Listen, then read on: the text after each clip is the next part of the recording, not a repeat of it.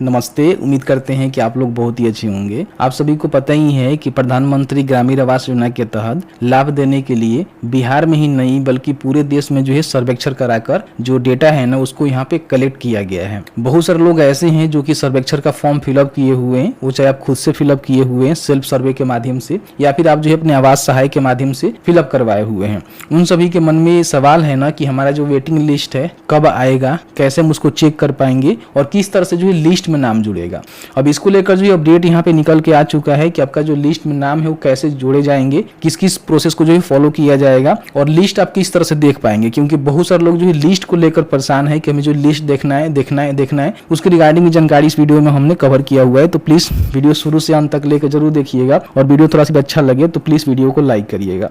सबसे पहले यहाँ पे देखेंगे तो मेरे पास एक पेपर का कटिंग है जिसमें बताया गया है कि आपका जो वेरिफिकेशन है ना 3 स्तर पे किया जाएगा। जैसे कि मान लीजिए आपने फॉर्म को भरा हुआ है तो इसका जो है 3 स्तर होगा। पहला जो आपका पंचायत स्तर होगा उसके लेवल वेरिफिकेशन होगा, देखा जाएगा कि वाकई में आप सारे पात्रता को फुलफिल करते हैं कि नहीं करते हैं जो आवास के लिए रखा गया है।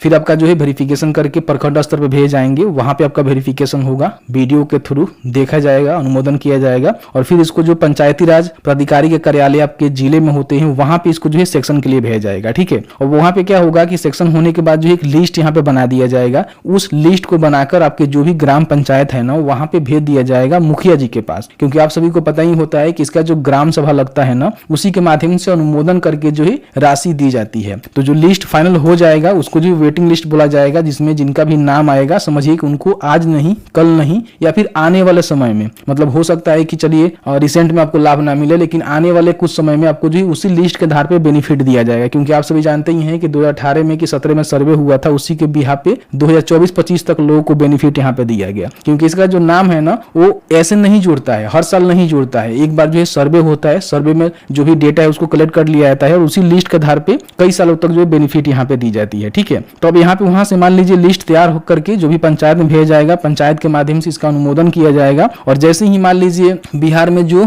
निर्धारित किया गया आवास है, जैसे कि मान लीजिए जो भी है 6 लाख है, 5 लाख है इस वित्तीय वर्ष में, उसके हिसाब से क्या होगा कि जो भी लाभुक है ना उनका सिलेक्शन करके उनको बेनिफिट दिया जाएगा।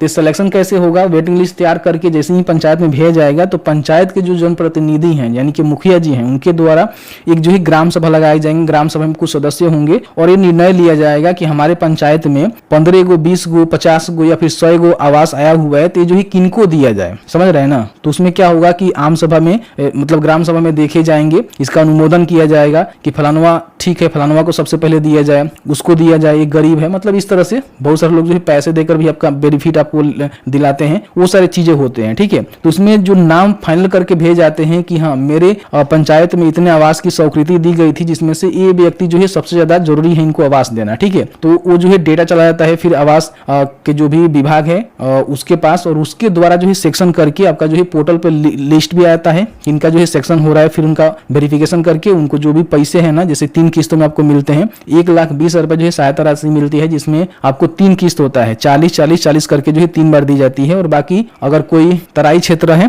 ठीक है वहां पे 1,30,000 भी दी जाती है और आपको अलग से जो है लेटरिंग बनाने का जो है 12,000 रुपए तक सहायता राशि, अनुदान राशि दी जाती है। ठीक है, तो ये सारे पैसे आपको मिलते हैं जो आपको सेक्शन होने के बाद अगले कई सालों में आपको दी जाती है। इतना आसान नहीं है बेनिफिट आपको मिल पाना। ठीक है, तो इस तरह से मैंने आपको पूरी जानकारी बताया। बाकी आप लोग कहेंगे कि हम इसका लिस्ट कैसे देखेंगे, तो लिस्ट आप खुद से ऑनलाइन अभी तक नहीं देख सकते हैं क्योंकि मैंने पोर्टल पर भी देखा, हो सकता है कि फ्यूचर में इसको अपलोड कर दिया जाए लेकिन अभी तक अपलोड नहीं किया गया है। जब तक आपका फाइनल लिस्ट तैयार नहीं होगा, मतलब वेटिंग लिस्ट तैयार नहीं होगा, तब तक आप नहीं देख पाएंगे। अभी अंदर प्रोसेस है, वेरिफिकेशन प्रोसीजर में है, जैसे ही कंप्लीट हो जाएगा तो आपके ग्राम पंचायत में आ जाएगा तो वहां से जो भी हेड है ना मुखिया उनके पास आया है तो वहां से चेक कर सकते हैं, नहीं तो पोर्टल के माध्यम से भी चेक कर पाएंगे वेटिंग लिस्ट। उसके लिए हम अलग से वीडियो ला देंगे जब यहाँ पे पब्लिक हो जाएगा। ठीक है, तो इस तरह से मैंने जो है पूरी जानकारी बताया। अगर आपने भी फॉर्म को भरा हुआ है तो इन बातों को विशेष रूप से ध्यान रखेंगे कि इतना जल्दी आपको आवास नहीं मिलेगा, थोड़ा सा आपको वेट करना पड़ेगा। ठीक है, तो इस तरह से मैंने पूरी जानकारी बताया। बाकी आपके मन में कोई भी सवाल होगा इस वीडियो से रिलेटेड आप हमें जरूर बताइएगा, जहां तक हमारी नॉलेज होगी हम आपके साथ साझा करने की पूरी कोशिश करेंगे। बाकी अपने फॉर्म को नहीं भरा हुआ है तो आप मिस कर चुके हैं क्योंकि इसका जो डेट है वो निकल चुका है। अब यहाँ पे प्रधानमंत्री ग्रामीण आवास योजना का जो सर्वे का फॉर्म है ना इतना जल्दी फिलअप नहीं होने वाला है। तो बस अभी तक आपने इस वीडियो को सोशल मीडिया पर शेयर नहीं किए हुए हैं, जैसे कि मान लीजिए फेसबुक हो गया, व्हाट्सअप हो गया, तो वहां पे शेयर कर दीजिए और एक प्यारा सा कमेंट भी करके जरूर जाइएगा। चलिए मिलते हैं एक नए वीडियो में एक नए टॉपिक के साथ, तब तक के लिए वीडियो देखने के लिए आपका बहुत बहुत धन्यवाद।